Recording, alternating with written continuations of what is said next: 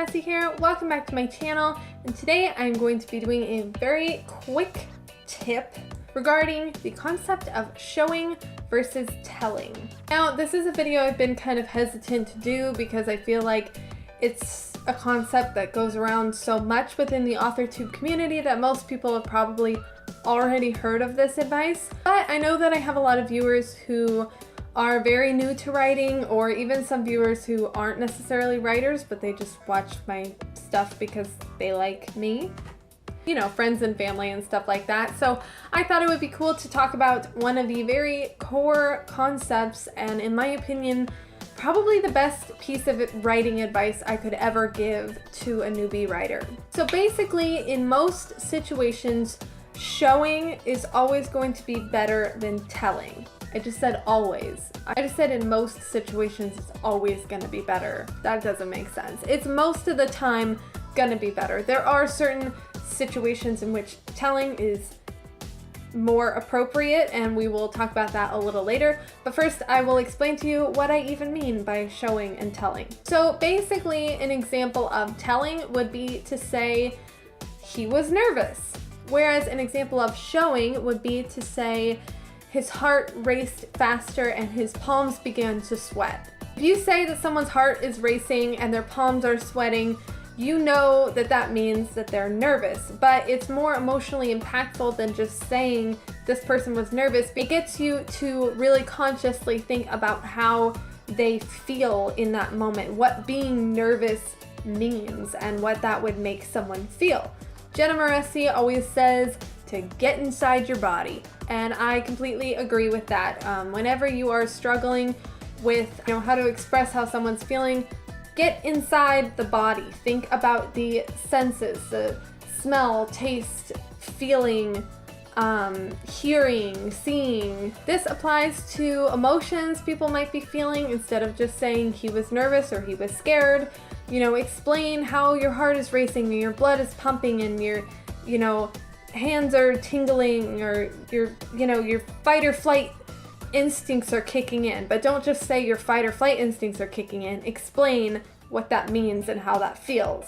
But this can also apply to scenery and, setting the scene. And like, instead of saying that it was windy and cold that evening, you could say that as she stepped outside, the breeze blew her hair back and a chill ran up her spine. Basically, the names showing versus telling are pretty self-explanatory once you've explained it. You are showing someone what something feels like instead of just telling them what's happening. And it really is surprising how much of a difference this can make in a book reading experience. I recently read a book that I think is like so bad at showing and really loves to tell. And I had a really hard time the entire book connecting with the characters and feeling like I was in the story. I just didn't feel that way at all. And I think it was largely because the author was always telling me things instead of showing them. I was reading another book recently called Royals by Rachel Hawkins, and I feel like she did a really good job of showing the relationship between the protagonist and her best friend in a way that she didn't have to say, Isabel's my best friend and we've been friends for years or whatever, and she didn't have to go into this whole info dumpy paragraph or page about their past and their relationship. All she had to do was to put these two characters in a room, and the way they talk to each other and the banter they have, the sarcasm, the inside jokes, those things make me feel like these two people are best friends and like they've been best friends for a long time. And it's so much more impactful when you just feel that and know it instinctually instead of being told that. And it's not always bad to tell things if you also show them, but it is definitely bad to tell things and then not show them. Because if you just say like, this girl's my best friend and we've been friends for years, it's like, okay, but then if you don't act like your best friends, if they talk to each other in a very formal way, or, you know, not in a very familiar way, if they don't have any humor with each other or any inside jokes, or they don't have anything in common, then I don't really care that you just told me that they're best friends. I don't believe you.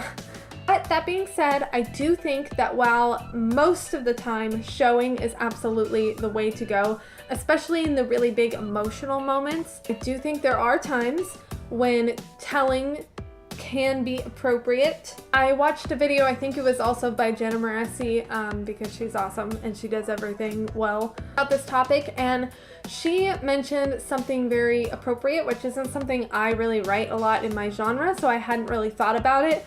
But during fight scenes, telling can be kind of appropriate because you don't want to slow down the pace of what's happening. So basically any scene in which you don't really want to like slow it all down, that's when you can tell instead of showing. But in any scenes where you want the moment to slow down, you want the reader to start feeling in slow motion, like especially a kiss between like the two love interests. That's the moment that you want time to stand still and to everything to just be so focused on this one moment. But there are certain times, like within fight scenes, for example, or even just scenes that are kind of unimportant, or little bits of scenes that are unimportant, like if your character is getting onto a bus or something to go somewhere, you know, you could stop to explain the smells he might experience when he steps onto the bus, or if it's hot in the bus, you could stop to say like that he felt, you know, stifled or whatever. But it's not really a super important moment, and you don't really want time to start standing still there. You're just kind of breezing past that to get to something more important.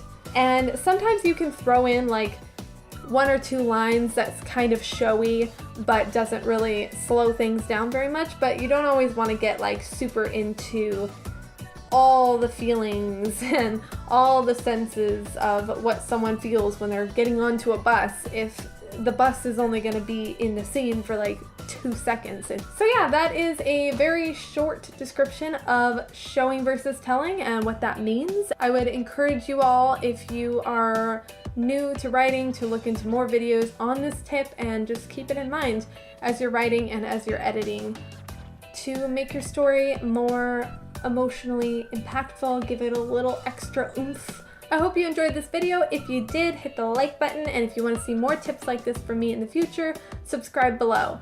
I post new videos every Tuesday and Thursday. My debut novel, Keep No Record, is available on Amazon, and I will post that in the description box below as well. And that's it.